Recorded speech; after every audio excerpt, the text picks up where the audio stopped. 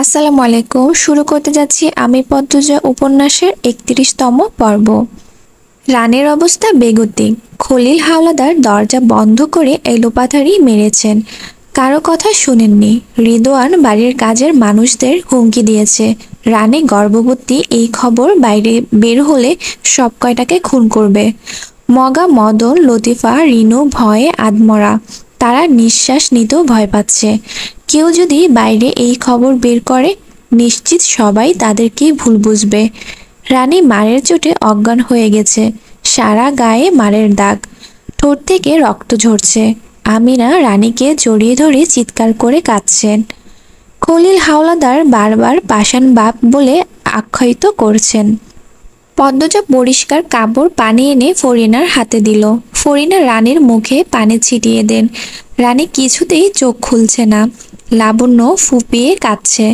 রানীর সাথে তার সব সময় ঝগড়া হয় ঠিক, তবে ভালো তো বাসে। দরজা বাহির থেকে শুনেছে রানীর চিৎকার। রানী চিৎকার করে ডাকছিল, আম্মা, দা ভাই, লাবণ্য কই তোমরা? আব্বা মাইরা ফেলতাছে, বাঁচাও তোমরা আমারে। লাবণ্য কই তুই? আম্মা। দরজায় সবাই মিলে অনেক ধাক্কা দিয়েছে। ডেকেছে, খলিল হাওলাদার সাড়া দেননি। এক নিঃশ্বাসে মেরে গেছেন। রানীকে মাটিতে ফেলে জোরে জোরে লাথি মেরেছেন। রাগের বশে রানীর তলপেটে বেশি আঘাত করেছেন। আর রানীর আকাশ কাঁপিয়ে কেঁদেছে। কেউ পারেনি ঘরের ভেতর প্রবেশ করতে। পদ্মজা আমিরের পাঞ্জাবি দুই হাতে খামচে ধরে কান্নামাখা কণ্ঠে অনুরোধ করেছে, আল্লাহর দোহাই লাগে, আপনি এসব থামান, চেষ্টা করুন। আমির অনেক চেষ্টা করেছে দরজা ভেঙে ঘরে প্রবেশ করার, পারেনি। যখন করাত আনার জন্য প্রস্তুত হয় তখন খলিল হাওলাদার বেরিয়ে আসেন। রানীর গলার সুর থেমে যায়, আর শোনা যাচ্ছে না। সবাই ভেতরে প্রবেশ করে দেখে রানী উপর হয়ে পড়ে আছে, শরীর রক্তাক্ত। আমিনা রানী বলে চিৎকার করে উঠেন। ছুটে আসেন রানীর কাছে। মগাকে পাঠানো হয়েছে আবার কবিরাজকে নিয়ে আসতে। এত কিছু হয়ে যাচ্ছে, নূরজাহান একবারও নিচে নেমে আসেননি। রানী গর্ভবতী শুনে সেই যে উপরে গিয়েছে তো গিয়েছিনি, আর আসার নাম নেই। এত চেঁচামেচিও শুনেও কি আসতে ইচ্ছে হয়নি? এতই কঠিন মন? কবিরাজ আসার অনেকক্ষণ পর রানী চোখ খুলে। ফরিনা আমিনাকে বললেন, সেরিডারে বিয়া দিতে কইছিলাম, দিলি না। সেরির কথা শুনছিলি তোরা, এখন তো মজা বুঝতেই হইব। ২০ বছরের যুবতী সেরি এখন বাপের ঘরে থাহে। আমিনা কিছু বলতে পারল না। আঁচলে মুখ লুকিয়ে কাঁদছেন। মজিদ ঘরে প্রবেশ করেন। ফরিনাকে জিজ্ঞাসা করলেন, মেয়েকে জিজ্ঞাসা করো এই আকামের সাথী কে? পদ্মজা ধীর পায়ে পালঙ্কের পাশে এসে দাঁড়ায়, মাথায় ঘোমটা টানা। ফরিনা রানীকে জিজ্ঞাসা করলেন, বাচ্চার বাপ কেডা? রানী কিছু বলছে না, ঠোঁট কামড়ে কাঁদছে, চোখ বেয়ে জলের ধরা নামছে। ফরিনা তেজ নিয়ে বললেন, কি রে সেরি, এখন কথা আয়না কেন? বাচ্চার বাপের নাম কি তা? কইবি তো, বিয়া তো দেওয়ান লাগবো। তবুও রানী চুপ। তার কান্নার বেগ বেড়ে গেছে। মজিদ হাওলাদার লাবণ্যকে ডাক দিলেন, লাবণ্য। লাবণ্য কেঁপে উঠল। মজিদ জিজ্ঞাসা করলেন, তোর তো জানার কথা, একসাথে থাকিস। কার সাথে রানীর সম্পর্ক ছিল? লাবণ্য মাথা নত করে দাঁড়িয়ে থাকে, আর চোখে রানীকে দেখে। রানী অন্যদিকে তাকিয়ে আছে। লাবণ্য বুঝে উঠতে পারছে না তা কি বলা উচিত। মজিদ ধমকে উঠলেন, লাবণ্য সত্য বল, কিছু লুকানোর চেষ্টা করবি না, তাহলে তোরও এই দশা হবে। লাবণ্য ভয়ের চোটে গড়গড় করে বলতে থাকলো, আপার সাথে আব্দুল ভাইয়ের প্রেম আছে। দুইজনে প্রায়ই দেখা করে বাড়ির পিছনে, খালের পাড়ে, অনেক বছর হইছে প্রেমের। রানীর কান্নার শব্দ বেড়ে যায়। ফরিনা ঝাঁঝালো কণ্ঠে রানীকে বলেন, এই সিরি চুপ কর, এখন মেলাইতে সুস্কারে। কুকাম করার সময় মনে আসিল না? আমরা রে কইতে পারলি না তোর আব্দুল রে পছন্দ? আর আব্দুলি কেমন ধাঁচের মানুষ, প্রস্তাব লইয়া আইতে পারে নাই? তোরে ডাইকা কুকাম কইরা বেড়াইছে, নিজের বাড়ি বানাইয়া প্রস্তাব লইয়া আইব কইছিল। রানী কাঁদতে কাঁদতে বলল। ফরিনা পাল্টা বললেন, কয়দিন তোর সয় নাই? শরীর গরম হইয়া গেছিল বেশি? খারাপ সিরি কোনহানকার। আমির ঘরে ঢুকতে মজিদ গম্ভীর কণ্ঠে বললেন, আব্দুল রে ধরে নিয়ে আয়। আমির অবাক হয়ে বলল, আব্দুল করছে এই কাজ? ও তো এমন না। মুখ দেখে বোঝা যায় কে কেমন। আমির উত্তরে কিছু বলল না। রানী আহত দুর্বল শরীর নিয়ে দ্রুত বিছানা থেকে নামে। আমির ঘর থেকে বেরোনোর জন্য পা বাড়িয়েছে সবেমাত্র। রানী আমিরের পায়ে ধরে বসে পড়ে। আকুতি করে বলল, দা ভাই, ওনার কিছু কইরো না, ওনারে মাইরো না, আমি তোমার পায়ে পড়ি। ও কাকা, আমারে মারো, ওনারে মাইরো না। কি পাগলামি করছিস? পা ছাড় রানী। দা ভাই, দোহাই লাগে। আমির রানীকে দুই হাতে তুলে দাঁড় করালো। এরপর কোমল কণ্ঠে বলল, কিছু করব না, শুধু নিয়ে আসবো, বিয়ে পড়িয়ে দিব। সত্যি দা ভাই, সত্যি। রানী হাতের উল্টো পাশ দিয়ে চোখের জল মুছে। আমির বেরিয়ে যায়। মজিদ চোখ মুখ কঠিন অবস্থা রেখে ঘর ছাড়েন। রানী মাথা ঘুরিয়ে পড়ে যেতে নিলেই পদ্মজা ধরে ফেলে। আমিনা ফরিনা এগিয়ে আসেন। তারপর রানীকে ধরে নিয়ে বিছানায় শুইয়ে দিলেন। বিয়ে হবে শুনে ভেতরে ভেতরে রানীর খুব আনন্দ হচ্ছে। কিছুক্ষণ আগের সব মার ব্যথা তুচ্ছ মনে হচ্ছে। রানী আব্দুলকে এত বেশি ভালোবাসে যে আব্দুলের এক কথায় সে বিয়ের আগে ঘনিষ্ঠ হতে রাজি হয়। যখন যেখানে যেতে বলেছে তখন সেখানে গিয়েছে। দ্বিতীয়বার ভাবেনি। অন্ধভাবে ভালোবেসেছে। কতদিনের স্বপ্ন, কত আশা পূরণ হবে অবশেষে। রানী নিজের অজান্তে বাঁকা হাসে। তৃপ্তিকর হাসি, কিছু পাওয়ার হাসি। উপস্থিত আর কেউ খেয়াল না করলেও সেই হাসি পদ্মজা খেয়াল করে। এই হাসি বেশিক্ষণ থাকলো না। বিকেলবেলা আমির দুঃসংবাদ নিয়ে ফিরল। আব্দুল খুন হয়েছে গতরাতে। মাদিনী নদীতে লাশ পাওয়া গেছে। আব্দুলের বাড়িতে পুলিশের ভিড়। রানীর কানে কথাটা আসতেই এক চিৎকার দিয়ে লুটিয়ে পড়ে মাটিতে। জীবনের সুখের আলো নিভে যায়, নিভে যায় স্বপ্নপূর্ণের ইচ্ছের প্রদীপ। পদ্মজা এই খবর শুনে স্তব্ধ হয়ে দাঁড়িয়ে থাকে। প্রতিটা মৃতদেহ নদীতেই পাওয়া যায়। এতে কি প্রমাণ পানির সাথে ধুয়ে যায়? আগের খুনগুলার খুনি কি এই আব্দুলের খুনি? পদ্মজা চেয়ার টেনে বসে। মাথা ব্যথা করছে খুব। রগ দপদপ করে কাঁপছে। চোখ বন্ধ করে ভাবে, এই অলন্দপুরের পাপের সাম্রাজ্য কারা তৈরি করেছে? ভাবতে গেলে শরীর কেমন করে। শূন্য হাত নিয়ে ভাবনা থেকে বের হতে হয়। কুল কিনারা পাওয়া যায় না। সূর্য মামার ঘুম ভাঙতে তখনও বাকি। তবে তার আগেই ডাকাডাকি করে সবার ঘুম ভাঙানোর কাজ শুরু করে দিয়েছে পাখিরা। পদ্মজা স্বামীর বুকের ওম ঝেড়ে ফেলে অজু করে আসে। এসে দেখে তার সোহাগের স্বামী এখনো গভীর ঘুমে আচ্ছন্ন। পদ্মজা ডেকে তুলে একসাথে ফজরের নামাজ আদায় করে। নামাজ শেষ করেই আমির ঘুমিয়ে পড়ে। পদ্মজা রান্নাঘরে যায়। গিয়ে দেখে ফরিনা বেগম এখনো আসেননি। আজ ম্যাট্রিক পরীক্ষার ফলাফল। উত্তেজনায় পদ্মজার সর্বাঙ্গ কাঁপছে। সে পায়চারি করতে করতে লাবণ্যর ঘরের সামনে আসে। দরজা খোলা। পদ্মজা বাইরে থেকে উকি দিয়ে দেখলো রানী মাটিতে বসে আছে, উদাস হয়ে কিছু ভাবছে। রাতে ঘুমায় না, নিজের মতো জগৎ করে নিয়েছে। খাবার রেখে যাওয়া হয়, যখন ইচ্ছে হয় খায়। পদ্মজা দীর্ঘশ্বাস ছাড়ল। এরপর জায়গা ত্যাগ করলো। রানী অন্য কাউকে দেখলে খুব রেগে যায়। তাই এই ভোরবেলা তার সামনে না যাওয়াই মঙ্গল। পদ্মজা সদর ঘরে পায়চারি করতে থাকলো। ফরিনা বেগম তাসবিহ পড়তে পড়তে সদর ঘরে প্রবেশ করেন।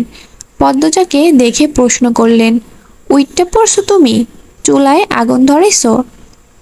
পদ্মজা অপরাধীর মতো মাথা নত করে না উচ্চারণ করলো। ফরিনা এ নিয়ে কথা বাড়ালেন না। মৃদু কণ্ঠে আদেশ করলেন, লাবণ্যর ডাইকা তুলো গিয়া। সেরিডা আইজও মানুষ হইল না। ভোরের আলো ফুইটা গেছে। হ্যাঁ, এখনো ঘুমায়। আচ্ছা আম্মা। পদ্মজা আবার লাবণ্যর ঘরের সামনে আসলো। এবার আর বাইরে থেকে উকি দিয়ে চলে যায়নি, ভেতরে ঢুকলো। পদ্মজা আওয়াজ করে দরজা খুলে। তাও রানীর ভাবান্তর হলো না। সে যেভাবে মাটিতে বসে জানালার বাইরের দিকে তাকিয়েছিল সেভাবেই রয়েছে। পদ্মজা রানীর দিকে চেয়ে চেয়ে পালঙ্কের পাশে গিয়ে দাঁড়ালো। এরপর লাবণ্যকে ডাকলো, এই লাবণ্য, লাবণ্য। লাবণ্য আড়মোড়া ভেঙে ঘুমু ঘুমু চোখে পিটপিট করে তাকিয়ে বলল, ও। আজ ফলাফল আর তুই ঘুমাচ্ছিস? পদ্মজার কথা বুঝতে লাবণ্যর অনেক সময় লাগলো। যখন বুঝতে পারলো লাফিয়ে উঠে বসলো, বুকে হাত রেখে হাঁসফাঁস করতে করতে বলল, কি বললি এটা? দেখ কলিজাটা লাফাইতাছে। কি ভয়ানক কথা মনে করাইয়া দিলি। উফ। পদ্মজা হাসলো, বলল, কলিজা লাফায় না, বুক ধুকপুক করে। হ, ওইটাই ওইটাই। আমি ফিল করব। রানী আপার মতো মায়ের খাবো দেখিস। আমার শ্বাসকষ্ট হইতাছে। লাবণ্য ভয়ে ঘন ঘন নিঃশ্বাস নিচ্ছে। সে আতঙ্কে আছে। এই চিন্তায় রাতে ঘুম আসেনি। ঘুমাতে ঘুমাতে মাঝরাত হয়ে গেছে। পদ্মজা লাবণ্য ছটফটানি দেখে ভয় পেয়ে যায়। সান্ত্বনা দিয়ে বলল, এমন কিছুই হবে না দেখিস। বেহুদা চিন্তা করছিস। সূর্য উঠে যাবে, নামাজ পড় জলদি, আল্লাহর কাছে দোয়া কর। লাবণ্য হুড়মুড়িয়ে বিছানা থেকে নেমে কলপারে ছুটে যায়। এইবার পদ্মজা হেসে ফেলল। রানীর দিকে চোখ পড়তে হাসিটা মিলিয়ে যায়। রানী কাঁদছে। পদ্মজা 2 পা রানীর দিকে এগিয়ে আবার পিছিয়ে যায়, আবার এগিয়ে যায়। রানী পাশে বসে ডাকলো, আপা। রানী চোখ ভর্তি অশ্রু নিয়ে তাকায়। পৃথিবীর সব কষ্টরা বুঝি একজোট হয়ে রানীর চোখে ভিড় জমিয়েছে। রানী অশ্রুরুদ্ধ কণ্ঠে বলল, প্রিয় মানুষ হারানোর কষ্ট এতটা যন্ত্রণা কেন দেয় পদ্মজা? তুমি তো অনেক জ্ঞানী, সবাই তোমারে বুদ্ধিমতী কয়। তুমি একটা বুদ্ধি দাও না, এই কষ্টের পাহাড় কমানোর বুদ্ধি। আমারে দেখায়া দিবা শান্তির পথ। মানুষের কতটা কষ্ট হলে এভাবে শান্তি খোঁজে। পদ্মজার চোখ টলমল করে উঠে। সে ঢোক গিলে বলল, পুরনো স্মৃতি মুছে সামনের কথা ভাবো। নামাজ পড়ো, হাদিস পড়ো, কোরআন পড়ো। একদিন ঠিক শান্তি খুঁজে পাবা। আমার মতো পাপীরে আল্লাহ কবুল করব? আল্লাহ তাআলার মতো দয়াবান উদার আর কেউ নেই। পাপ মোছার জন্য অনুতপ্ত হয়ে সেজদা দিয়ে দেখো না আপা। ক্ষমা চেয়ে দেখো, আল্লাহ ঠিক তোমার জীবনে শান্তি ফিরিয়ে আনবে। সেদিন বুঝবে আল্লাহ তোমার সেজদা কবুল করেছেন। রানী জানালার বাইরের দিকে তাকায়। আম গাছের ডালে চোখ রেখে বলল, কেন এমনটা হইল আমার সাথে? ব্যভিচার করেছো আপা বিয়ের আগে এভাবে? আপা, এসব ভেবো না আর, যা হওয়ার হয়েছে। দুনিয়া তো আর চাওনের বা পাওনের কিচ্ছু নাই আমার। আখিরাতের জন্য সম্পদ জমাও এবার। রানী অন্যরকম দৃষ্টি নিয়ে পদ্মজার দিকে তাকায়। পদ্মজা মাথার সোজা সিথি করে সব সময়। এক অংশ সিথি দেখা যাচ্ছে, বাকিটুকু শাড়ির আঁচলে ঢাকা। মেয়েটা এত স্নিগ্ধ, এত সুন্দর, এত পবিত্র দেখতে, দেখলেই মন প্রাণ জুড়িয়ে যায়। পদ্মজা বলল, আখিরাতের সম্পদ ইবাদত, খাঁটি ইবাদত। তুমি খুব ভালো পদ্মজা। রানী মৃদু করে হেসে বলল। তার চোখ বেয়ে 2 ফোঁটা জল গড়িয়ে পড়ে। পদ্মজা অপ্রস্তুত হয়ে হাসল, বলল, এখন নামাজ আদায় করতে পারবে? তাহলে পড়ে নাও। ওই দিনটার পর আর গোসল করি নাই। আজ করবে কিন্তু। করব।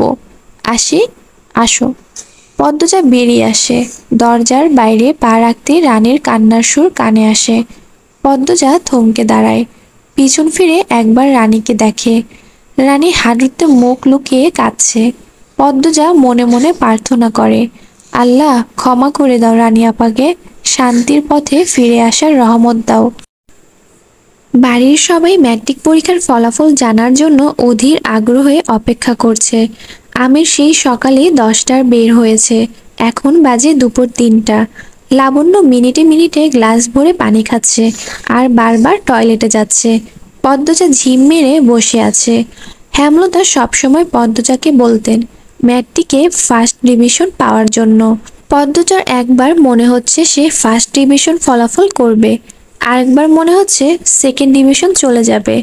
সে এক হাতের আঙ্গুল দিয়ে অন্য হাতের তালু চুলকাচ্ছে। এই মুহূর্তে মাকে খুব মনে পড়ছে। কতদিন হলো দেখা হয় না। প্রথম প্রথম মায়ের জন্য প্রায় কাঁদত সে। এখন অবশ্য মানিয়ে নিয়েছে। আসরের আজান পড়েছে, এখনো ফিরেনি আমির। পদ্মজা নামাজ পড়তে চলে যায়। নামাজ পড়ে বারান্দায় এসে দাঁড়ায়। এরপর যা দেখলো খুশিতে আত্মহারা হয়ে পড়ে সে। আমিরের সাথে হেমলতা পূর্ণা এসেছে। দুজনের পরনে কালো বোরখা। তিনজন আলোকঘর পেরিয়ে অন্দরমহলের দিকে আসছে। মাথার উপর কড়া রোদ নিয়ে মরুভূমিতে সারাদিন হাঁটার পর পথিক তৃষ্ণার্ত হয়ে পানির দেখা পেলে যেমন আনন্দ হয়, ঠিক তেমন আনন্দ হচ্ছে পদ্মজার। ইচ্ছে হচ্ছে 2 তলা থেকে ঝাঁপ দিয়ে নেমে যেতে, কিন্তু তা তো সম্ভব নয়। পদ্মজা উন্মাত্ত মতো দৌড়াতে থাকে। সিঁড়ি দিয়ে নামার সময় উল্টে পড়ে যেতে গিয়েও নিজেকে সামলে নিল, তবুও দৌড় থামালো না। সদর ঘরের সবাইকে তোয়াক্কা না করে বাড়ির বউ ছুটে বেরিয়ে যায়। হেমলতা কিছু বুঝে ওঠার আগে তার নয়নের মণি ঝাঁপিয়ে পড়ে বুকে। পদ্মজার ছোঁয়ায় চারিদিকে যেন বসন্ত শুরু হয়। পূর্ণা পদ্মজাকে দেখে জড়িয়ে ধরে ফোপাতে থাকলো। পদ্মজা হেমলতার বুকে মাথা রেখে পূর্ণাকে এক হাতে জড়িয়ে ধরে কাঁদো কাঁদো হয়ে বলল, এতদিনে আসতে মনে হয়েছে তোমাদের? এভাবে পর করে দিলে আম্মা। আর পূর্ণা, তুই তো আসতে পারিস, বোনকে মনে পড়ে না? শাড়ির আঁচল টেনে পদ্মজার মাথার চুল ঢেকে দিলেন হেমলতা। এরপর বললেন, মেয়ের শ্বশুরবাড়ি আসা কি এতই সোজা? তাহলে শ্বশুরবাড়ি পাঠানোর কি দরকার, যদি মা বাবা সহজে না আসতে পারে? আপা, আমার তোমাকে খুব মনে পড়ে আপা। পূর্ণা বাচ্চাদের মতো করে কাঁদছে। পদ্মজা পূর্ণার চোখের জল মুছে দিয়ে বলল, আমারও মনে পড়ে। হেমলতা পদ্মজার চোখের জল মুছে দিয়ে বললেন, 750 মার্ক পেয়েছিস, স্টার মার্ক, ফার্স্ট ডিভিশন। এই খুশিতে আর কাঁদিস না। পদ্মজার চোখ ভর্তি জল, গাল ঠোঁট চোখের জলে ভেজা। এমত অবস্থায় হাসলো, তাকে মায়াবী ভোরের শিশিরের মতো দেখায়। হেমলতা অন্দরমহলের সদর দরজার দিকে তাকিয়ে দেখেন হাওলাদার বাড়ির বাকিরা তাকিয়ে আছে। তিনি পদ্মজাকে সরিয়ে সদর দরজার দিকে এগিয়ে আসেন। ফরিনা বেগমের মুখ দেখে পদ্মজার ভয় হচ্ছে। ওনার মুখ আগে আগে ছুটে, আম্মাকে কিছু বলবেন না তো? হেমলতা সবাইকে সালাম দিয়ে বললেন, আমির ধরে নিয়ে আসলো। মজিদ হাওলাদার বিনীত সুরে বললেন, এই প্রথম আমাদের বাড়িতে এসেছেন, আজ আসবেন, আগে জানলে গরু জবাই করে রাখতাম। হেমলতা হাসলেন, বললেন, বলছেন এটাই অনেক। বললেই হবে না, করতে হবে। কয়দিন কিন্তু থেকে যাবেন, এটা বলবেন না। আজই ফিরতে হবে আমার, কিছুক্ষণ থেকেই চলে যাব। প্রথমবার আসলেন আর কিছুক্ষণ থেকেই চলে যাবেন? আবার আসবো, অনেক দিন থেকে যাব। আজকের রাতটা থেকে যান। আম্মা, আজ থেকে যাও আমার সাথে, পদ্মজা অনুরোধ করে বলল। হেমলতা হাসলেন। ফরিনা কিছু বলছেন না, ভ্রুকুটি করে দাঁড়িয়ে আছেন। তিনি হেমলতাকে ভেতরে ভেতরে ভয় পান। কেমন ধারালো চোখের দৃষ্টি, যেন একবার তাকিয়েই ভেতরের সব দেখে ফেলতে পারে। আর চোখ মুখের ভাব দেখলে মনে হয় কোন দেশের রাজরানী। তার উপর আমির দরদ দেখে শাশুড়ি নিয়ে এসেছে। ফরিনা বিরক্ত হচ্ছেন। হেমলতা ফরিনার দিকে তাকাতেই ফরিনা চোখ সরিয়ে নেন। হেমলতা ফরিনাকে প্রশ্ন করলেন, আপা, কথা বলছেন না যে? আমার উপস্থিতি বিরক্তি করছেন খুব? হেমলতার কথায় ফরিনা সহ উপস্থিত সবাই উপস্থিত হয়ে যায়। ফরিনা আসার ব্যর্থ চেষ্টা করলেন। তারপর বললেন, কি বলছেন আপা, বিরক্ত হইতাম কেরে? এই প্রথম আইসেন, খুশি হইছি, তাই বলুন। দরজায় দাঁড়াইয়া গপ আর কতক্ষণ হইব, ঘরে আহেন। ফরিনা দ্রুত সটকে পড়েন, সদর ঘর আগে আগে হেঁটে আসেন, হাঁপাতে থাকেন, বিড়বিড় করেন। মহিলা এত চালাক, সত্যি সত্যি সব বুঝা ফেলে। হেমলতা সবার আড়ালে শাড়ির আঁচল মুখে চেপে সেকেন্ড দুয়েক হাসলেন। হেমলতাকে হাসতে দেখে পদ্মজাও হাসল। সবাই সদর ঘরে এসে বসে। লাবণ্য ও পদ্মজার ফলাফল দেওয়ার উপলক্ষে শিরিন সাহানাকে দাওয়াত দেওয়া হয়েছিল। তারা এখন হাওলাদার বাড়িতেই আছে। দুই বোন হেমলতা পূর্ণার জন্য নাস্তা তৈরি করতে রান্নাঘরে গেল। লাবণ্য দরজা বন্ধ করে ঘরে বসে আছে। আমির এখনো লাবণ্যর ফলাফল কাউকে বলেনি। সে সদর ঘর থেকে লাবণ্যকে ডাকলো, লাবণ্য, আয় লাবণ্য, শুনছিস? এদিকে আয়, আজ তোর খবর আছে। আমিরের কথা শুনে লাবণ্যর বুকের ধুকপুকানি থেমে যায়। এখনই নিঃশ্বাস বন্ধ হয়ে যাবে এমন অবস্থা। নিশ্চিত ফেল করেছে। লাবণ্য চিত হয়ে শুয়ে অপেক্ষা করতে থাকে কখন সে মারা যাবে। আমির আবার ডাকলো, বেরিয়ে আয় বলছি, নয়তো দরজা ভেঙে ঘরে ঢুকবো, তখন কিন্তু গায়ে মার বেশি পড়বে।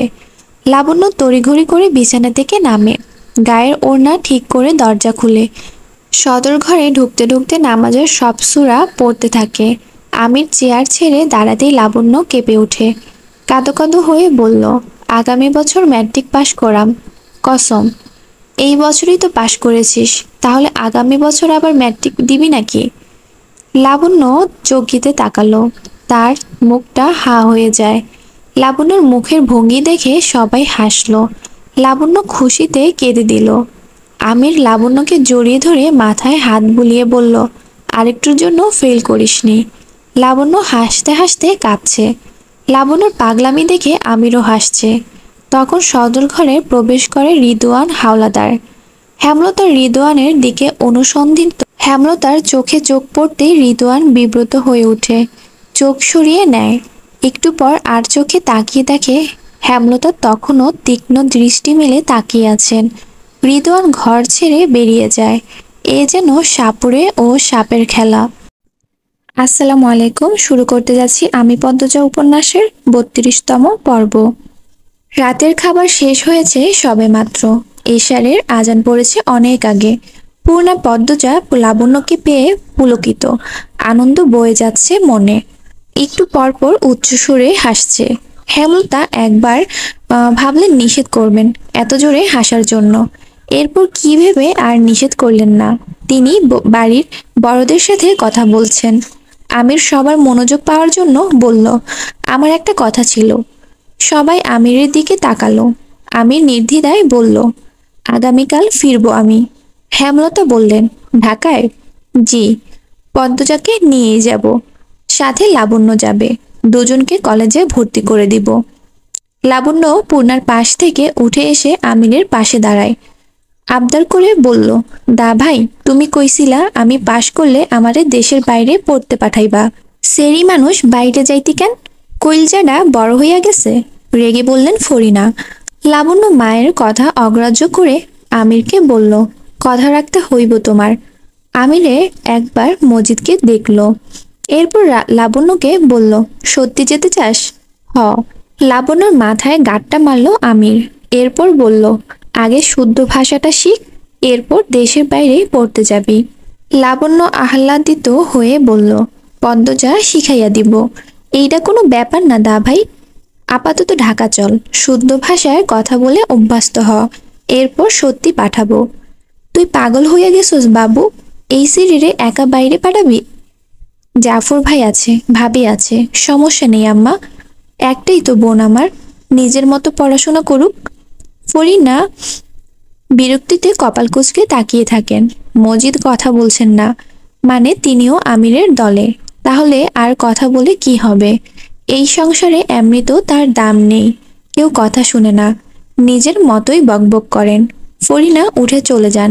হেমলতা বললেন, কালই চলে যেতে হবে? ২-৩ দিন পর হবে না?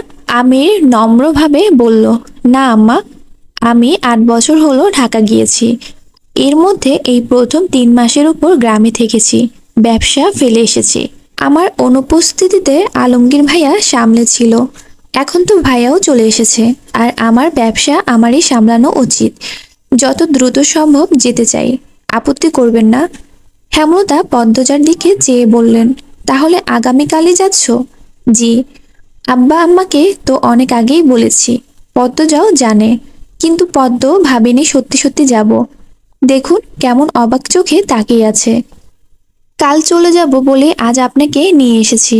আজ রাতটা মেয়ের সাথে থাকুন, আবার কবে দেখা হয়। হেমলতা বেশ অনেকক্ষণ নিশ্চুপ থাকেন, তারপর বললেন, তোমাদের কিসের ব্যবসা আজও জানলাম না। মজিদ অবাক হয়ে বললেন, আত্মীয় হলেন এতদিনও এখনো জানেননি মেয়ের জামাই কিসের ব্যবসা করে? বাবু, এটা তো বলা উচিত ছিল। আমি তো ভেবেছি জানেন, তাই বলিনি। আম্মা, আমাদের এক্সপোর্ট ইম্পোর্ট বিজনেস, মানে মালামাল বিভিন্ন দেশে আমদানি রপ্তানি করা হয়। এই কাজে আব্বা রিদওয়ান ভাইয়া চাচা আছে। তাছাড়া নিম্নমানের দেশগুলো থেকে কম দামে পণ্য এনে উন্নত দেশগুলোতে বেশি মূল্যে বিক্রি করা হয়। সব পণ্য গোডাউনে রাখা হয়। আমাদের অফিসও আছে। গোডাউন আর অফিসের সব কাজ আমাকে সামলাতে হয়। বলতে পারেন আমারই সব। অনেক বড় ব্যাপার, হেসে বললেন হেমলতা। তিনি জানতেন না আমির এতটা বিত্তশালী। এক্সপোর্ট ইম্পোর্ট বিজনেস কম কথা নয়। এ সম্পর্কে মোটামুটি তিনি জানেন, কলেজ থাকাকালীন জেনেছেন। পদ্মজাকে পূর্ণা জড়িয়ে ধরে রেখেছে। পদ্মজা বলল, কথা বলছিস না কেন? কাল চলে যাবে আপা, তাই তো কথা হচ্ছে। আমার খুব মনে পড়ে তোমাকে। কাঁদছিস কেন? আসবো তো আমি। সে তো অনেক অনেক মাস পর পর। পদ্মজা কিছু বলতে পারল না। হেমলতা কথা বলছেন আমির আর মজিদের সাথে। খলিল আলমগীর নীরব দর্শক হয়ে বসে আছে। বিকেল থেকে রিদোয়ান দেখা পাওয়া যাচ্ছে না। পদ্মজা হেমলতার উপর চোখ রেখে পূর্ণাকে প্রশ্ন করল, আম্মা খুব শুকিয়েছে, খায় না? না, মাঝে মাঝে সারাদিন পার হয়ে যায় তবুও খায় না। জোর করে খাওয়াতে পারিস না? ধমক মারে, শুনে না কথা। আম্মা ঘাড় তেরা। ঠিক বলেছ। উনি কেমন? ঝগড়া করে আম্মার সাথে? উনিটা কে? আব্বার প্রথম বউ। তুমি তো দেখতেও যাওনি। শ্বশুর বাড়ি থেকে চাইলেও যাওয়া যায় না। বল না কেমন আদর করে তোদের? ভালো, খুব সহজ সরল। আম্মাকে খুব মানে। প্রেমা প্রান্তকে অনেক আদর করে। দেখতেও খুব সুন্দর। আগে সাপুরের বউদের মতো সাজতো। আমার পছন্দ না বলে এখন আর সাজে না। তুই নাকি খুব খারাপ ব্যবহার করিস? এখন করি না। তুমি কাকে দিয়ে এত খোঁজ রাখো? সে তোর জানতে হবে না। তাহলে উনি ভালোই, তাই না? হুম। মিলেমিশে থাকিস তাহলে। ঢাকা যাওয়ার আগে দেখে যাও একবার। বাপের প্রথম বউকে দেখার ইচ্ছে নেই আমার। পদ্মজা থমথমে সুরে বলল। পূর্ণা বলল, আচ্ছা, আমি আজ তোমার সাথে ঘুমাবো। ঘুমাবি। আম্মাল খেয়াল রাখবি। আম্মাকে দেখে মনে হচ্ছে কোনো বিষয় নিয়ে খুব চিন্তা করে, সারাক্ষণ ভাবে। তুই কথা বলবি, সময় দিবি। আমি তোমার মতো সব সামলাতে পারি না, চেষ্টা করবি। ভোরে উঠে মগা ভাইয়াকে পাঠাবো, আব্বা আর প্রেমা প্রান্তকে নিয়ে আসতে। সবাইকে চোখের দেখা দেখে যাব। পূর্ণা পদ্মজাকে আরো শক্ত করে জড়িয়ে ধরে। কান্না পাচ্ছে খুব। কত দূরে চলে যাবে তার আপা। পদ্মজা অনুভব করে পূর্ণার ভেতরের আর্তনাদ। সে পূর্ণার মাথায় হাত বুলিয়ে বলল, খুব দ্রুত আসবো। পদ্মজা মাঝে শুয়েছে। তার দুই পাশে হেমলতা আর পূর্ণা। পূর্ণা শক্ত করে জড়িয়ে ধরে রেখেছে পদ্মজাকে, আর পদ্মজা হেমলতার এক হাত শক্ত করে ধরে রেখেছে। হেমলতার নীরবতা ভেঙে পদ্মজাকে বললেন, পদ্ম। হ্যাঁ আম্মা। শহরে নিজেকে মানিয়ে নিবি, শক্ত হয়ে থাকবি। আর মনে রাখবি, কেউ কারণ না, সবাই একা। সবসময় নিজের উপর বিশ্বাস রাখবি, নিজের উপর আস্থা রাখবি, সৎ পথে থাকবি। কখনো কারোর উপর নির্ভরশীল হবি না। যদি তুই কারো উপর ভালো থাকার দায়িত্ব দিয়ে দিস, কখনো ভালো থাকবি না। নিজের ভালো থাকার দায়িত্ব নিজেরই নিতে হবে। নিজেকে কখনো একা ভাববি না। যেখানেই থাকি আমি, আমার প্রতিটা কথা তোর সাথে মিশে থাকবে, ছায়া হয়ে থাকবে। আল্লাহ সবাইকে কোনো না কোনো উদ্দেশ্যে সৃষ্টি করেছেন। সেই উদ্দেশ্য সফল হলে আর বেঁচে থাকার মানে থাকে না, মৃত্যুতে ঢলে পড়ে। আমার ইদানিং মনে হয় আমার দায়িত্ব ছিল তোকে জন্ম দেওয়া, বড় করে তোলা, বাস্তবতা দেখানো। সেই দায়িত্ব কতটুকু রাখতে পেরেছি জানি না, কিন্তু তোর দায়িত্ব অনেক বড় কিছু। পদ্মজা চাপা সুরে বলল, কি সেটা? জানি না। তুমি এত কি ভাবো আম্মা? মুখটা এরকম ফ্যাকাশে হয়ে যাচ্ছে কেন? খাওয়া দাওয়া ঠিক মতো করবে। আমি পরের বার এসে যেন দেখি মোটা হয়েছ। হেমলতা হাসলেন। সাদা ধবধবে দাঁত ঝিলিক মারে। তিনি পদ্মজাকে এক হাতে জড়িয়ে ধরে বললেন, পরের বার যখন আসবি একদম অন্যরকম দেখবি। কথা দিচ্ছ? দিচ্ছি। পদ্মজা হাসল। পূর্ণা বলল, আমাকেও জড়িয়ে ধরো আপা। পদ্মজা পূর্ণাকে জড়িয়ে ধরে, আর হেমলতা দুই মেয়েকে একসাথে জড়িয়ে ধরেন। এরপর বললেন, এবার চুপচাপ ঘুম হবে, কোনো কথা নেই। মাঝরাতে হেমলতার ঘুম ভেঙে যায়। তিনি চোখ খুলে কান খাড়া করে শুনেন কেউ হাঁটছে। কাঁথা গা থেকে সরিয়ে ধীরে ধীরে বিছানা থেকে নামেন। সাবধানে দরজা খুলে বেরিয়ে পড়েন। পায়ের শব্দটা যেদিক থেকে এসেছে সেদিকে যান।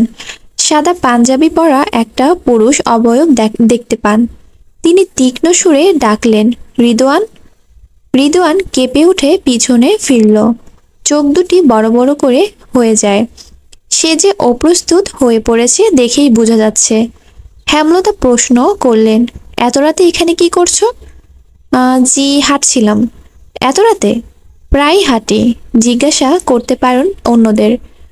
হেমলতা রিদওয়ানের পা থেকে মাথা পর্যন্ত পরখ করে নিয়ে বলল, কোনোভাবে আমাকে খুন করতে এসেছো নাকি? রিদওয়ান থতমত খেয়ে গেল, বলল, না না, আপনাকে কেন খুন করতে যাব? প্রমাণ সরাতে। হেমলতা সহজ কথা। রিদওয়ান হঠাৎ অন্যরকম সুরে কথা বলল, সে তো আমিও একজন প্রমাণ, স্বচক্ষে দেখা জলজন্ত প্রমাণ। আপনিও আমাকে খুন করে প্রমাণ সরাতে পারেন। যেহেতু দুজনই একই পথের, কাউকে কারোর খুন করার প্রয়োজন নেই। আমি এখানের অন্য কাজে এসেছি। হেমলতা কঠিন চোখে তাকান, পরপরই চোখ শীতল করে নিয়ে বললেন, শুভরাত্রি। রিদওয়ান হেসে হেলে দুলে হেঁটে চলে যায়। হেমলতা ঘরের ঢোকার জন্য ঘুরে দাঁড়ান। হাঁটার পূর্বেই শরীরের ভারসাম্য হারিয়ে পড়ে যান। ভাগ্যিস আওয়াজ হয়নি। তিনি হাতে ভর দিয়ে ওঠার চেষ্টা করেন। বাম হাতের মাংসপেশি শক্ত হয়ে আছে, হাত নাড়াতে কষ্ট হয়। ভর দিয়ে ওঠা আরো কষ্টদায়ক। তিনি ওভাবেই বসে থাকলেন অনেকক্ষণ। আসসালামু আলাইকুম। শুরু করতে যাচ্ছি আমি পদ্মজা উপন্যাসের ৩৩তম পর্ব। পাখিদের কোলতানে পদ্মজার ঘুম ভাঙল। পদ্মজা জানালার ফাঁক গলে আসা দিনের আলো দেখতে পেল। সে তড়িঘড়ি করে উঠে বসে। অন্যদিন ফজরের আজানের সাথে সাথে উঠে পড়ে, আজ দেরি হয়ে গেল। পূর্ণাকে তুলে নিয়ে যা, একসাথে অজু করে নামাজ পড়তে বস। হেমলতার কণ্ঠ শুনে পদ্মজা ঘুরে তাকান। তিনি কোরআন শরীফ পূর্বের জায়গায় রেখে বললেন, পূর্ণাকে একটু বুঝতিস, নামাজ পড়তে চায় না। আচ্ছা আম্মা। পদ্মজা পূর্ণাকে ডেকে নিয়ে কলপারে যায়। এরপর দুই বোন একসাথে নামাজ পড়তে বসলো। নামাজ শেষ করে হেমলতার সামনে এসে দাঁড়ালো পদ্মজা। হেমলতা জানালার বাইরের দিকে তাকিয়ে আছেন। পদ্মজা হেমলতার চোখ দেখে বলল, আম্মা, তোমার চোখ এমন লাল হলো কেন? হেমলতা দুই চোখে হাত বুলিয়ে বললেন, রাতে ঘুমায়নি তাই। পদ্মজা উৎকণ্ঠা, কেন? কেন ঘুম হয়নি? কি রকম দেখাচ্ছে তোমাকে? বিছানায় পড়াটাই শুধু বাকি। কিছু চুল পদ্মজার মুখের উপর চলে আসে। হেমলতা তা কানে গুঁজে দিয়ে আদর মাখা কণ্ঠে বললেন, আজ আমার মেয়ে চলে যাবে, তাই আমি সারা রাত জেগে আমার আদরের মেয়েকে দেখেছি। হেমলতার কথা শুনে পদ্মজা আবেগী হয়ে ওঠে। হেমলতাকে জড়িয়ে ধরে কান্নামাখা কণ্ঠে বলল, আমার খুব মনে পড়ে তোমাকে, চলো আমার সাথে, একসাথে থাকবো। তোমার না ইচ্ছে ছিল আমাকে নিয়ে শহরে থাকার? পাগল হয়ে গেছিস? মেয়ের জামাইয়ের বাড়িতে কেউ গিয়ে থাকে? দু তিন দিন হলে যেমন তেমন। হেমলতার শরীরের উষ্ণতা পদ্মজাকে দিচ্ছে। মায়ের উষ্ণতায় কি অদ্ভুত শান্তি। পদ্মজা কান্না করে দিল। হেমলতা পদ্মজার মুখ তুলে বললেন, সকাল সকাল কেউ কাঁদে? বাড়ির বউ তুই, শাশুড়ি কি করছে আগে দেখে আয়, যা। পদ্মজা আরো কাঁদতে থাকলো। কাঁদতে কাঁদতে চোখের জল মুছছে, আবার ভেজে যাচ্ছে। বুকটা হাহাকার করছে। কত দূরে চলে যাবে সে? কাঁদতে কাঁদতে বেরিয়ে যায়। পিছন থেকে শোনা যায় হেমলতা বলছেন, বাচ্চাদের মতো করছিস কিন্তু। পদ্মজা শাড়ির আঁচল দিয়ে চোখ মুছে ঢোক গিলে নিজেকে শক্ত করলো। এরপর রান্নাঘরের দিকে চলে গেল। পদ্মজা ঘর ছাড়তেই হেমলতার চোখ বেয়ে 2 ফোঁটা জল গড়িয়ে পড়ে। তিনি দ্রুত জল মুছেন। পালঙ্কের দিকে চেয়ে দেখেন পূর্ণা চিত হয়ে ঘুমাচ্ছে।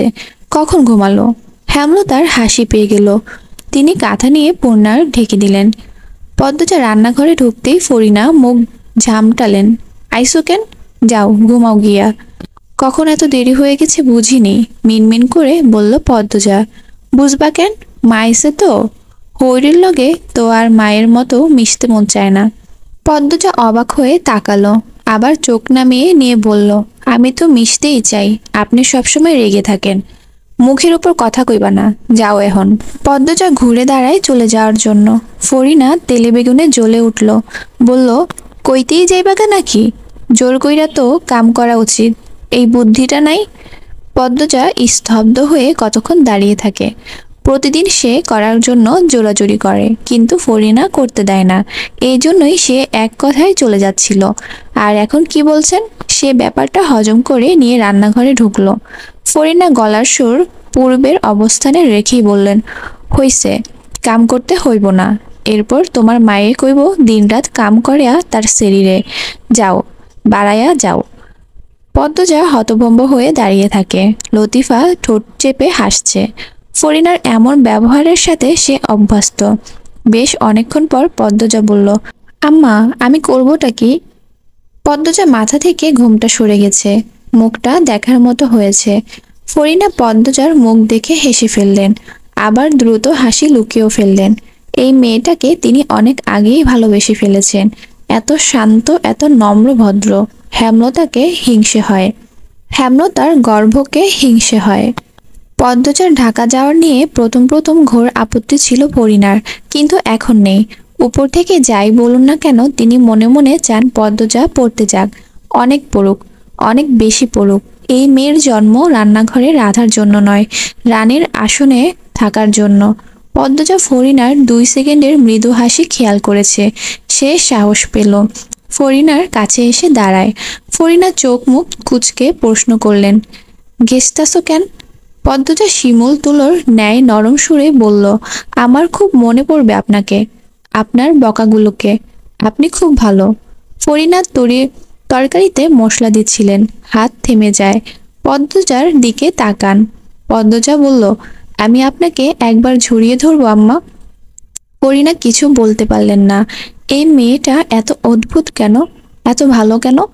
পদ্মজা চোখের দিকে চেয়ে অনুভব করেন কয়েক বছরের লুকোনো ক্ষত জ্বলে উঠেছে। ক্ষতরা পদ্মজার সামনে উন্মোচন হতে চাইছে। কোনোভাবে কি যন্ত্রণাদায়ক এই ক্ষত সরাতে পারবে পদ্মজা? ভরসা করা যায়? পদ্মজার মায়ামাখা দুটি চোখ দেখে বুকে এমন তোলপাড় শুরু হয়েছে কেন? 32 বছর আগের সেই কালো রাতের কথা কেন মনে পড়ে গেল? যে কালো রাত্রের জন্য আজও এই সংসার, এই বাড়িতে তিনি আপন ভাবতে পারেন না। প্রতিটা মানুষের সাথে বাজে ব্যবহার করেন। সেই যন্ত্রণা কেন বুক খুঁড়ে বেরিয়ে আসতে চাইছে? উত্তরের আশায় না থেকে পদ্মজা জড়িয়ে ধরল ফরিনাকে। ফরিনা মৃদু কেঁপে উঠল। এরপর পদ্মজার মাথায় হাত বুলিয়ে দিলেন। পদ্মজা ফরিনার বুকে মাথা রাখতেই টের পেল ফরিনার বুক ধুকপুক ধুকপুক করছে। হাওলাদার বাড়ি থেকে ডানে 2 মিনিট হাঁটার পর ঝাউরা নামের একটি খালের দেখা পাওয়া যায়। খালের পাড়ে দাঁড়িয়ে আছে হাওলাদার বাড়ির সবাই। ট্রলার নিয়ে মাঝি অপেক্ষা করছে। ট্রলারটি হাওলাদার বাড়ির। পদ্মজা পরনে কালো বোরখা। লাবণ্য যাবে না। সকাল থেকে তার ডায়রিয়া শুরু হয়েছে। 3-4 দিন পর আলমগীর ঢাকা নিয়ে যাবে। আজ আমির আর পদ্মজা যাচ্ছে। প্রেমাপ্রান্ত মোর্শেদ, বাসন্তী সবাই সকালেই এসেছে। সবার সাথে কথা হয়েছে। পূর্ণা হেসকি তুলে কাঁদছে। হেমলতা পদ্মজার 2 হাত মুঠোয় নিয়ে চুমু দিলেন। তারপর বললেন, ঠিক মতো পড়বি, খাবি, স্বামীর খেয়াল রাখবি, কাঁদবি না কিন্তু, একদম কাঁদবি না। তুমি কাঁদছো কেন আম্মা? না না, কাঁদছি না বলেও হেমলতা কেঁদে ফেললেন। পদ্মজার কান্নার বেগ বেড়ে যায়। বোরকা ভিজে একাকার। একদিকে মা, অন্যদিকে 3 ভাই বোন কেঁদিয়ে চলেছে। হেমলতা নিজেকে নিয়ন্ত্রণের চেষ্টা করছে, পারছে না। পদ্মজা বলল, আর কেঁদো না আম্মা, তুমি অসুস্থ। হেমলতা ঢোক গিলেন কান্না আটকাতে। তারপর বললেন, কাঁদবো না, সাবধানে যাবি, দেরি হচ্ছে তো। আমির, নিয়ে যাও আমার মেয়েকে। যা মা, সাবধানে যাবি, নিয়মিত নামাজ পড়বি।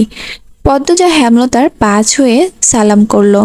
পদ্মজার দেখা দেখি আমিরও করল। বাড়ির সব গুরুজনদের সালাম করে ট্রলারে পা রাখতেই হেমলতার কণ্ঠে উচ্চারিত শব্দমালা ভেসে আসে, আমার প্রতিটা কথা মনে রাখবি, কখনো ভুলবি না।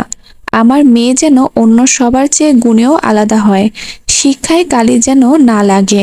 পদ্মজা ফিরে যায়, বলল, ভুলবো না আম্মা, কখনো না। তুমি চোখের জল মুছো, আমাদের আবার দেখা হবে। হেমলতা 3য়বারের মতো চোখের জল মুছেন। এরপর হাত নেড়ে বিদায় জানান। ট্রলার ছেড়ে দেয়। পদ্মজা একদৃষ্টে হেমলতার দিকে তাকিয়ে থাকেন। হেমলতা চেয়ে থাকেন পদ্মজার দিকে। দুজনের চোখ বেয়ে অঝোর ধারার বর্ষণ হচ্ছে। কাঁদছেন মোর্শেদ, তবে পদ্মজার জন্য কম, হেমলতার জন্য বেশি। হেমলতার দিনগুলো এখন আরো দুর্বিষয় হয়ে উঠবে। আরো কাঁদছেন ফরিনা। প্রতিদিন বাড়ি জুড়ে একটা সুন্দর মুখ, সুন্দর মনের জীবন্ত পুতুল মাথায় ঘোমটা দিয়ে আর হেঁটে বেড়াবে না। আবারও মরে যাবে তার দিনগুলো, হারিয়ে যাবে সাদা কালোর ভিড়ে। মাদিনী নদীর ঠান্ডা আর্দ্রতা বাতাসে মিশে ছুঁয়ে দিচ্ছে পদ্মজার মুখ। জল শুকাতে শুকাতে আবার ভিজে যাচ্ছে। আমির পদ্মজার কোমরে এক হাতে জড়িয়ে ধরে বলল, এবার তো থামো। আমিরের আলতো ছোঁয়ায় পদ্মজা আরো প্রশ্রয় পেয়ে কাঁদতে থাকলো। আমির বলল, এই তো আরো বেড়ে গেছে, থামো না। আমি আছি তো, আমরা 6 মাস পর পর আসবো, অনেকদিন থেকে যাব। সত্যি তো? কাজের বাহানা দেখাবেন না। মোটেও না। আমির পদ্মজার চোখের জল মুছে দিল, এরপর চোখের পাতায় চুমু দিল। পদ্মজা নুয়ে যায়, বলল, নদীর পাড় থেকে কেউ দেখবে, কেউ দেখবে, কেউ দেখবে, কেউ দেখবে, এই কথাটা ছাড়া আর কোনো কথা পারে আমার বউ? পদ্মজা আমিরের দিকে একবার তাকালো, এরপর চোখের দৃষ্টি সরিয়ে বলল, আমরা ট্রলারের দিকে ঢাকা যাব? সেটা সম্ভব না, কিছুক্ষণ পরই ট্রেনে উঠে যাব। আমির পদ্মজাকে ছোঁয়ার জন্য হাত বাড়াতেই আমিরকে হতবাক করে দিয়ে পদ্মজা ট্রলারের ভিতরে ঢুকে গেল। আসসালামু আলাইকুম। শুরু করতে যাচ্ছি আমি পদ্মজা উপন্যাসের 34তম পর্ব। ট্রেনের বগিতে হেঁটে সামনে এগোচ্ছে আমির। তার এক হাতে লাগেজ, অন্য হাতে পদ্মজার হাত শক্ত করে ধরে রেখেছে, যেন ছেড়ে দিলেই হারিয়ে যাবে। পদ্মজার মুখ নেকাবের আড়ালে ঢেকে রাখা। সে এদিক ওদিক তাকিয়ে আমিরকে প্রশ্ন করল, খালি সিট রেখে আমরা কোথায় যাচ্ছি? কেবিনে। ততক্ষণে দুজন 76 নাম্বার কেবিনের সামনে চলে আসে। আমির দরজা ঠেলে পদ্মজাকে নিয়ে ঢুকলো। 4টা বার্থ, 4জনের কেবিন বুঝাই যাচ্ছে। পদ্মজা বলল, আরো 2জন আসবে কখন? ট্রেন তো ছেড়ে দিচ্ছে। 4 বার্থই আমাদের। পদ্মজা ডান পাশের বার্থে বসতে বসতে বলল, অনেক খরচ করেছেন। আমির লাগেজ জায়গা মতো রেখে পদ্মজার পাশে বসলো। বলল, নিকাব খুলো এবার, কেউ আসছে না। পদ্মজা নিকাব খুলল। ঝমঝম শব্দ তুলে ট্রেন যাত্রা শুরু করেছে। আমির জানালা খুলে দিতেই পদ্মজার চুল তীর তীর করে উঠতে থাকলো। পদ্মজা দ্রুত 2 হাত মুখের সামনে ধরে বাতাস থেকে রক্ষা পাওয়ার জন্য ব্যর্থ চেষ্টা করে। আমির বাম পাশের বার্থে বসে হাসলো, বলল, হাত সরাও, দেখি একটু বউটাকে। পদ্মজা 2 হাত সরালো। ঠোঁটে আঁকা হাসি, চোখ ছোট ছোট করে তাকিয়ে আছে, চুল অবাধ্য হয়ে উঠছে। আমির এক হাতের উপর থুতনির ভর দিয়ে বলল, এই হাসির জন্য দুনিয়া এফর ওফর করতে রাজি। পদ্মজা দাঁত বের করে হাসলো, লজ্জায় চোখ নামিয়ে নিল। আমির পদ্মজার পাশে এসে বসে, পদ্মজার চুল খোপা করে দিল, তারপর বলল, এবার বোরখাটা খুলে ফেলো, গরম লাগছে না? পদ্মজা জিজ্ঞাসু দৃষ্টিতে তাকায়। আমির বলল, কেউ আসবে না পদ্মবতী, পৌঁছাতে বিকেল হবে, নিশ্চিন্তে শুধু বোরখা খুলতে পারো, আর কিছু খুলতে হবে না। পদ্মজার কান রি রি করে ওঠে। আমিরের উরুতে কিল দিয়ে বলল, ছি। আমির উচ্চস্বরে হেসে উঠল। পদ্মজা ভ্রুকুটি করে বোরকা খুলে, এরপর জানালার ধারে বসে বলল, আমরা যে বাড়িতে যাচ্ছি আর কে কে থাকে? একজন দারোয়ান আর একজন বুয়া আছে। যে বাড়ি না, তোমার বাড়ি। ওনারা বিশ্বস্ত, নয়তো রেখে এসেছি। পদ্মজা কিছু বলল না। আমির পদ্মজার পাশ ঘেঁষে বসলো। পদ্মজার কানের দুলে টোকা দিয়ে কোমর জড়িয়ে ধরল। পদ্মজা মেরুদণ্ড সোজা করে বসে। শীতল একটা অনুভূতি সর্বাঙ্গে ছড়িয়ে পড়ে। চোখ বুঝে স্বভাববশত বলে ওঠে, কেউ দেখবে। আমির ভ্রুকুঞ্চন করে চোখ তুলে তাকায়। পদ্মজা বুঝতে পারে সে ভুল শব্দ উচ্চারণ করে ফেলেছে। জিহ্বা কামড়ে আর চোখে আমিরকে দেখে হাসার চেষ্টা করলো। আমির বেশ অনেকক্ষণ তীক্ষ্ণ চোখে পদ্মজাকে দিকে তাকিয়ে থাকে, এরপর আরো শক্ত করে জড়িয়ে ধরে। পদ্মজা ঘাড়ে নাক ডুবিয়ে বলল, দেখুক, যার ইচ্ছে দেখুক। দরজায় টোকা দিচ্ছে কেউ। শব্দে পদ্মজার ঘুম ছুটে গেল। ধরপড়িয়ে উঠে বসে। কখন ঘুমিয়ে পড়েছে মনে পড়ছে না। আমিরের কোলে তার মাথা ছিল। মানুষটা এতক্ষণ বসেছিল। পদ্মজাকে এভাবে উঠতে দেখে আমির ইশারায় শান্ত হতে বললে পদ্মজা দ্রুত নিকাব পরে নেয়। এরপর আমির দরজা খুলল। ঝালমুড়ি নিয়ে একজন লম্বা ধরনের লোক দাঁড়িয়ে আছে। নাকটা মুখের তুলনায় একটু বেশি লম্বা। আমির বলল, এভাবে অনুমতি না নিয়ে টোকা দেওয়া অভদ্রতা। আমাদের দরকার পড়লে আপনাদের এমনিতেই খুঁজে নিব। আর এমন করবেন না। আপনার জন্য আমার বউয়ের ঘুম ভেঙে গেছে। নিন টাকা, ঝালমুড়ি দিন। লোকটি বেশ আনন্দ নিয়ে ঝালমুড়ি বানিয়ে দিল। বোধহয় আর বিক্রি হয়নি। হতে পারে আমিরই প্রথম কাস্টমার। লোকটি চলে গেল। আমির কেবিনে ঢুকে দরজা বন্ধ করলো। তারপর পদ্মজাকে বলল, একজন লোক ঝালমুড়ি বিক্রি করতে এসেছিল। এই নাও, খাও। এরপর আবার ঘুমাও। দুজনে একসাথে ঝালমুড়ি খেতে খেতে সুখ দুঃখের গল্প শুরু করে। আমির তার শহরের জীবনের গতিবিধি বলছে। কখন কখন বাসায় থাকে, কিভাবে ব্যবসার সময় দেয়। পদ্মজা মন দিয়ে শুনছেন। এক সময় পদ্মজা বলল, একটা কথা জানার ছিল। কি কথা? আমার মনে হচ্ছে আপনাদের বাড়িতে লুকানো কোনো ব্যাপার আছে। শুধু মনে হচ্ছে না, একদম নিশ্চিত আমি। আমির উৎসুক হয়ে ঝুঁকে বসলো। আগ্রহ করে জানতে চাইল, কিরকম? পদ্মজা আরও এগিয়ে আসে। আকাশের দুপুরে কড়া রোদ। ছলাৎ করে রোদের ঝিলিক জানালার গোলে কেবিনে ঢুকে আবার হারিয়ে যাচ্ছে। বাতাস ভ্যাপসা গরম, মাঝে মাঝে শীতল ঠান্ডা। সেসব উপেক্ষা করে পদ্মজা তার ভেতরের সন্দেহগুলো বলতে শুরু করলো।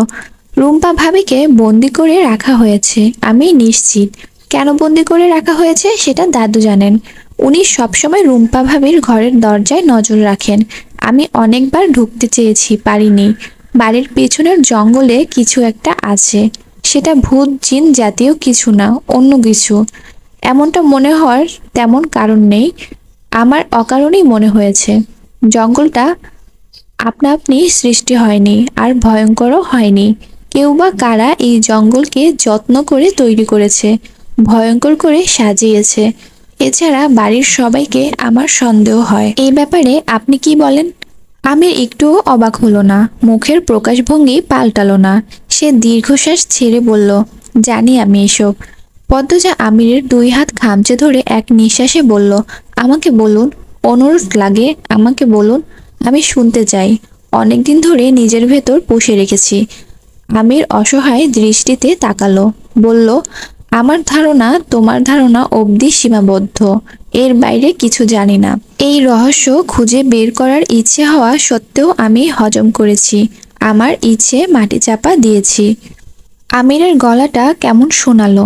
পদ্মজা কণ্ঠ খাদে নামিয়ে বলল, কেন? কেন দিয়েছেন?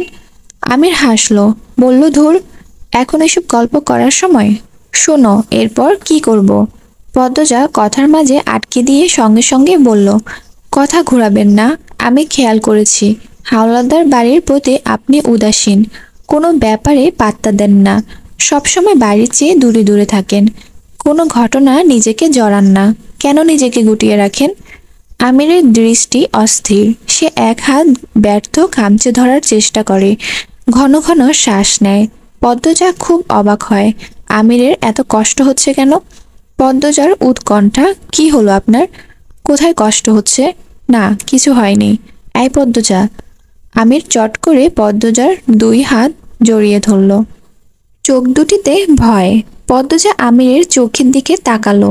আমির বলল, আমার তোমাকে অনেক কিছু বলার আছে। অনেকবার বলতে গিয়েও পারিনি। আজ যখন কথা উঠেছে। আচ্ছা পদ্মজা, আমার পরিচয় জেনে আমাকে ছেড়ে যাবে না তো? আমি তোমাকে হারালে একাকিত্ব ধুকে ধুকে নিঃশেষ হয়ে যাব। আমার জীবনে একমাত্র সুখের আলো তুমি। পদ্মজার হৃৎপিণ্ড থমকে গেল। সে পরিস্থিতি বুঝে উঠতে পারছে না। আমির উত্তরের আশায় চাকত পাখির মতো তাকিয়ে আছে।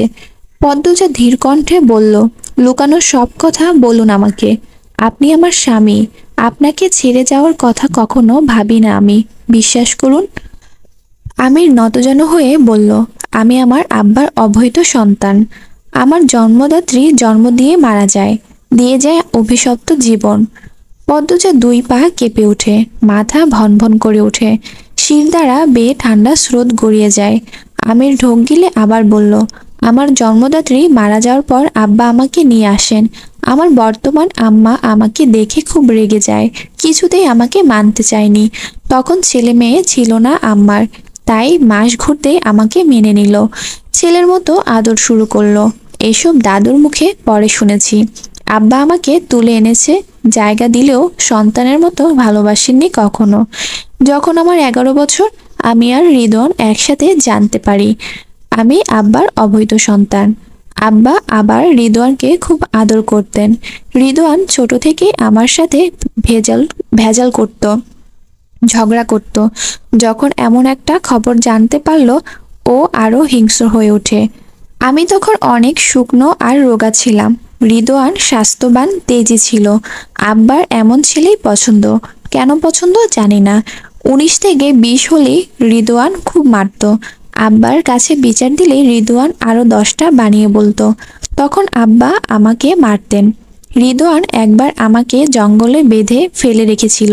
2 দিন পড়েছিলাম। রাতে ভয়ে প্যান্টে প্রস্রাব করে দিয়েছি। মুখ বাঁধা ছিল, তাই এত চিৎকার করেছি, তবু কেউ শুনেনি। ভয়ে বুক কাঁপছিল। মনের ভয় মিশিয়ে ভয়ঙ্কর ভয়ঙ্কর ভূত দানব দেখেছি। বাঁচানোর মতো কেউ ছিল না। 1.5 দিনের সময় আমাদের বাড়িতে কাজ করতেন ফকির মিয়া নামের একজন। উনি আমাকে জঙ্গলে বাঁধা অবস্থায় পান। বাড়িতে বৈঠক বসে। রিদওয়ানকে 2টো বেতের বাড়ি দিয়ে ছেড়ে দেওয়া হয়। রিদওয়ান এক তো বলিষ্ঠবান, তার উপর আমার 2 বছরের বড়। কিছুতেই পেরে উঠতাম না। পানিতে ঠেসে ধরে রেখেছে অনেকবার। ওর মস্তিষ্ক অসুস্থ। আমার জীবন জাহান্নাম হয়ে ওঠে। আম্মাকে বলল, আম্মা বাঁচাতে পারতেন না। সব সময় নিশ্চুপ। কষ্ট থেকে বাঁচার জন্য যখন আমার 15 বয়স শীতের রাতে পালিয়ে যাই, শীতে কাঁপতে কাঁপতে খেতে অজ্ঞান হয়ে পড়ে যাই। এরপর দিন চোখ খুলে দেখি আমি হাওলাদার বাড়িতে। আমার সামনে রিদওয়ান, আব্বা, চাচা, আম্মা সবাই। বুঝে যাই আমার কোনো জায়গা নাই আর, এখানেই থাকতে হবে। আমিরের কণ্ঠে স্পষ্ট কান্না, চোখ বেয়ে 2 ফোঁটা জল গড়িয়ে পড়ে। পদ্মজা হিসকি তুলে কাঁদছে। আমির অশ্রুজল চোখ মেলে পদ্মজার দিকে তাকালো, হেসে ফেলল। পদ্মজার 2 চোখের জল মুছে দিয়ে বলল, আরে পাগলি, কাঁদছেও কেন? এসব তো পুরনো কথা। আমার পড়াশোনাটা আবার চলছিল ভালোই। আমি ভালো ছাত্র ছিলাম। এই দিক দিয়ে বুদ্ধিমান ছিলাম। সবসময় ভালো ফলাফল ছিল। এই জন্য কদর একটুও হলেও পেতাম।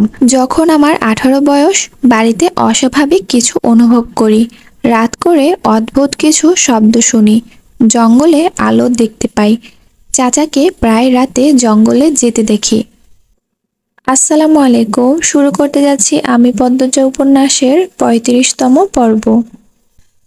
রিদওয়ান আর চাচা মিলে কিছু একটা নিয়ে সবসময় আলাপ করত। ওদের চোখে মুখে থাকতো লুকোচুরি খেলা। আমি একদিন রাতে চাচাকে অনুসরণ করি। প্রায় 10 মিনিট হাঁটার পর চাচা দেখে ফেলে। এই ভুলের জন্য কম মার খেতে হয়নি সেদিন।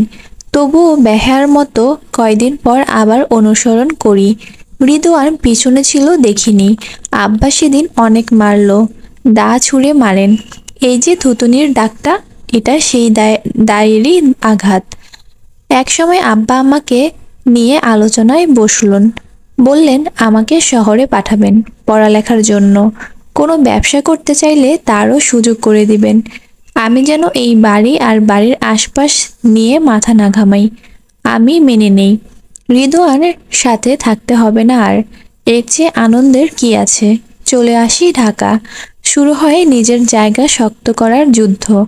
এখানে এসেও অনেক অপমান সহ্য করতে হয়, তবুও থেমে যায়নি। যুদ্ধ করে চলেছি। আমাকে বাঁচতে হবে, মানুষের মতো বাঁচতে হবে, কারো লাথি খেয়ে না। যখন আমার 23 বছর, তখন থেকে আমার কদর বেড়ে যায়।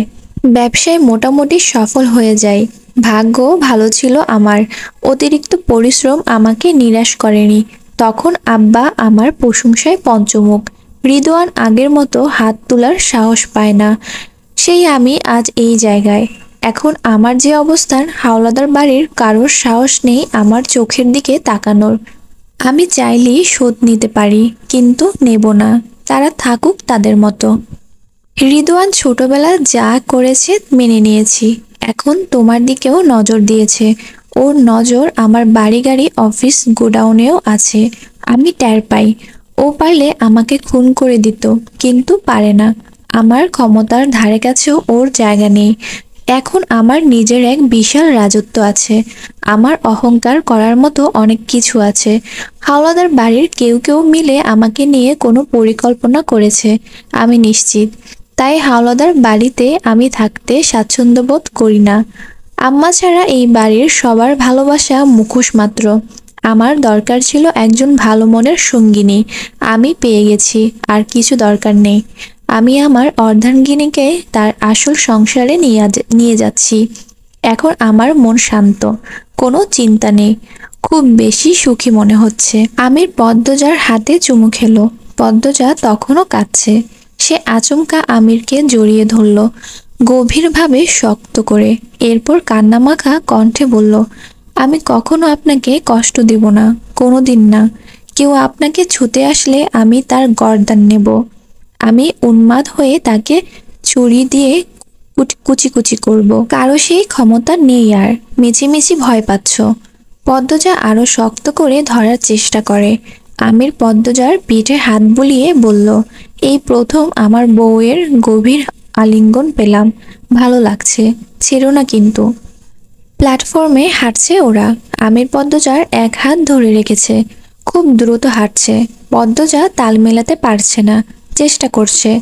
মোটর গাড়ি নিয়ে একজন কালো চশমা পরা লোক অপেক্ষা করছিল। আমির সেখানে গিয়ে থামে। লোকটা সালাম দিয়ে গাড়ির দরজা খুলে দিল, ব্যাগ জায়গা মতো রাখে। আমির আগে পদ্মজাকে উঠতে বলল। পদ্মজা অবাক হয়। এরকম গাড়ির সাথে সরাসরি পরিচয় নেই তার, কিন্তু প্রকাশ করল না। আমিরের কথা মতো গাড়িতে উঠে বসলো। এরপর আমির উঠল, গাড়ি চলতে শুরু করে। আমির পদ্মজাকে এক হাতে জড়িয়ে ধরে বলল, আমাদের নিজস্ব গাড়ি। কথা ছিল, কিন্তু আমরা গাড়ি দিয়ে রাত বেরাতে যখন তখন ঘুরতে বের হব। পদ্মজা কিছু বলল না। সে উপভোগ করছে নতুন জীবন। ঘণ্টাখানেক মধ্যে একটা বাড়ির সামনে গাড়ি থামে। কালো চশমা পরা লোকটা দ্রুত গাড়ি থেকে নেমে আমিরের ডান পাশের দরজা খুলে দিল। আমির পদ্মজাকে নিয়ে নামলো। পদ্মজা বাড়িটা দেখে মুগ্ধ হয়। ডুপ্লেক্স বাড়ি। একজন দারোয়ান দৌড়ে এসে সালাম দিল। পদ্মজার সাথে পরিচিত হলো। এরপর আসে একজন মধ্যবয়স্ক নারী। ইনি বোধ হয় বাড়ির কাজের লোক। সবাই একসাথে বাড়ির ভেতরে ঢুকলো। পদ্মজা তার নতুন বাড়ি মন দিয়ে দেখছে। পূর্ব দিক থেকে সদর দরজা দিয়ে ভেতরে প্রবেশ করতেই দেখতে পেল বিশাল বৈঠকখানা, উত্তর দক্ষিণে লম্বা। দক্ষিণ পাশে বারান্দা, তাতে নানা ধরনের ফুল ফুটে আছে টবের মধ্যে। মনে হবে যেন একটা ছোটখাটো বাগান। বৈঠকখানার দক্ষিণ পশ্চিম কোণার দিকে বেশ বড় শোবার ঘর। পদ্মজা প্রশ্ন করার আগে আমির বলল, না, এটা আমাদের ঘর না। উত্তর পশ্চিম কোণার দিকে রান্নাঘর এবং টয়লেট। আর এই দুয়ের মাঝে, মানে বৈঠকখানার পশ্চিম দিকের মাঝখানটায় খাওয়ার ঘর, ডাইনিং রুম। বৈঠকখানার মাথার উপর দিকে তাকালে সেখানে সোনালী কালারের ঝাড়বাতি ঝুলছে। বৈঠকখানার উত্তর দিকে একটা সিঁড়ি সাপের মতো পেঁচিয়ে উপর দিকে উঠে গেছে। আমির পদ্মজাকে নিয়ে সেদিকে হাঁটে। সিঁড়ি পেরোনোর পর হাতের বাঁ দিকে অনেক বড় একটা শোবার ঘর। দামি দামি জিনিসে সৌন্দর্য আকাশ ছোঁয়া। দুজন একসাথে ঢুকে। পদ্মজা চোখ ঘুরিয়ে সবকিছু দেখছে। আমির বলল, গোসল করে নাও। পদ্মজা বোরখা খুলে কলপার খুঁজতে থাকলো। আমির গোসলখানার দরজা খুলে দিয়ে বলল, এই যে, এই দিকে। দুজন একসাথে ফ্রেশ হয়ে রুম থেকে বের হলো। পদ্মজা দুই তলাতে আরেকটু দেখার জন্য ডান দিকে মোড় নিল। প্রথমে চোখে পড়ল বড় বেলকনি, এরপর আরেকটা শোবার ঘর। বেলকনিতে লতাপাতা, ছোট ছোট টব। বিরাট অট্টালিকা। সুখের সাথে কেটে যায় 5 মাস। লাবণ্য দেশ ছেড়েছে 2 মাস হলো। বুয়া কাজ ছেড়েছে 3 মাস। পদ্মজা আর কাজের লোক নিতে দিল না। সে এক হাতেই নাকি সব পারবে। তবুও আমির একটা 12-13 বছর বয়সী মেয়েকে রেখে দিয়েছে সাহায্যের জন্য। ভোরের নামাজ পড়ে রান্নাবান্না করে পদ্মজা। এরপর শাড়ি পাল্টে নেয় কলেজে যাওয়ার জন্য। আমিরকে ব্লেজার টাই পরতে সাহায্য করে। প্রথম যেদিন আমিরকে ব্লেজার পরতে দেখেছিল, অবাক হয়ে জিজ্ঞাসা করেছিল, এই পোশাকের নাম কি? আপনাকে খুব বেশি সুন্দর দেখাচ্ছে। আমির হেসে জবাব দিয়েছিল, ব্লেজার, বাইরে থেকে আনা। এমন অনেক কিছুই পদ্মজার অজানা ছিল। সবকিছু এখন তার চেনা জানা। এই বিলাসবহুল জীবন বেশ ভালোই করেই উপভোগ করছে। মানুষটা সারাদিন ব্যস্ত থাকে, তবুও ফাঁকে ফাঁকে টেলিফোন করে যোগাযোগ করে। পদ্মজাকে নিয়ে গোডাউন দেখিয়েছে, অফিস দেখিয়েছে, সবকিছু সাজানো গোছানো। গোডাউনে বিভিন্ন ধরনের পণ্য, কত কত রকমের দ্রব্য। পদ্মজা জীবনে ভালোবাসা এবং অর্থ দুটোই চাওয়ার চেয়েও বেশি পেয়েছে। সকাল ৯টা বাজে। আমির তাড়াহুড়া করছে, তার নাকি আজ দরকারি মিটিং আছে। পদ্মজা শাড়ির আঁচল কোমরে গুজে দৌড়ে দৌড়ে খাবার পরিবেশন করছে। আমির ২ তলা থেকে নেমেই বলল, আমি গিয়ে গাড়ি পাঠিয়ে দিচ্ছি, কলেজে চলে যেও। আরে খেয়ে যাবেন তো? সময় নেই, আসছি। খেয়ে যান না। বলছি তো তাড়া আছে, জোরাজুরি করছো কেন? আমির দ্রুত বেরিয়ে যায়। পিছু ডাকতে নেই, তাই পদ্মজা ডাকলো না। মনাকে ডেকে বলল, খেয়ে নাও তুমি। মনা পদ্মজার সাহায্যকারী, পদ্মজার ছোটখাটো ফরমায়েশ পালন করে। পদ্মজা বৈঠকখানায় গিয়ে বসে। আজ কলেজে যেতে ভালো লাগছে না। ভোরে একটা খারাপ স্বপ্ন দেখেছে। মায়ের কথা খুব মনে পড়ছে। বাইরে বৃষ্টি হচ্ছে, ঝুম বৃষ্টি। অকারণে মন বিষণ্ণতায় চেয়ে আছে। অকারণেও না বোধ হয়। আমির বিরক্ত হয়ে কথা বলেছে, এই জন্য বোধ হয় মন আকাশে বৃষ্টি নেমেছে। পদ্মজা পুরোটা দিন উপন্যাস পড়ে কাটিয়ে দিল। সন্ধ্যার আগ মুহূর্তে কলিং বেল বাজে। পদ্মজা দ্রুত গিয়ে দরজা খুলে দিল। আমির দাঁড়িয়ে আছে, বাইরে বাতাস। পদ্মজা বলল, আসুন। আমির ভিতরে আসে না। সে ঠায় দাঁড়িয়ে থাকে, তাকিয়ে আছে পদ্মজার দিকে। পদ্মজা কপাল কুঁচকালো, বলল, কি হলো, আসুন। আমির চট করে পদ্মজাকে কোলে তুলে নিল। পদ্মজা চেঁচিয়ে উঠল, বলল, কেউ দেখবে। আমির মনাকে ডাকলো, মনা, কই রে, দেখে যা। আপনি ওকে ডাকছেন কেন? এবার কাউকে দেখাবই। উফ, আল্লাহ, ছাড়ুন। মনা, এই মনা। মনা ২ তলা থেকে নেমে আসে। আমির মনাকে দেখে বলল, এই দেখ, তোর আপারে কোলে নিয়েছি, দাঁড়া, তোর সামনে একটু আদর করি। পদ্মজা শাড়ির আঁচল দিয়ে মুখ ঢেকে ফেলে। চাপা সুরে বলল, মনা কি ভাববে? আমি আর বলবো না, কেউ দেখবে, ছেড়ে দিন। আমির পদ্মজাকে নামিয়ে দিল। মনা কাচুমচু হয়ে দাঁড়িয়ে আছে। সে কি করবে বুঝতে পারছে না। আমির বলল, যা, ঘরে যা। মনা যেন এইটা শোনার অপেক্ষায় ছিল, দৌড়ে চলে যায়। পদ্মজা হাঁপ ছেড়ে বাঁচল। আমিরকে গুরুজনদের মতো বলল, আক্কেল জ্ঞান কখন হবে আপনার? বয়স তো কম হলো না। অবিকল পদ্মজার কথার ধরন অনুসরণ করে আমির বলল, আর কতদিন কেউ দেখবে কথাটা মুখে থাকবে? বিয়ের তো কম দিন হলো না। আপনি আপনি কালাচাঁদ না, কালা মহিষ। এটা পূর্ণা বলতো না? হ্যাঁ, আমি মোটেও কালা না। তো কি? এই যে দেখুন, দেখুন আমার হাত আর আপনার হাত। পদ্মজা হাত বাড়িয়ে দেখায়। আমির খপ করে পদ্মজার হাত ধরে চুমু খেয়ে বলল, এই হাতও আমার। পদ্মজা বলল, ঠেসে ধরা ছাড়া আর কিছু পারেন না আপনি? ছাড়ুন।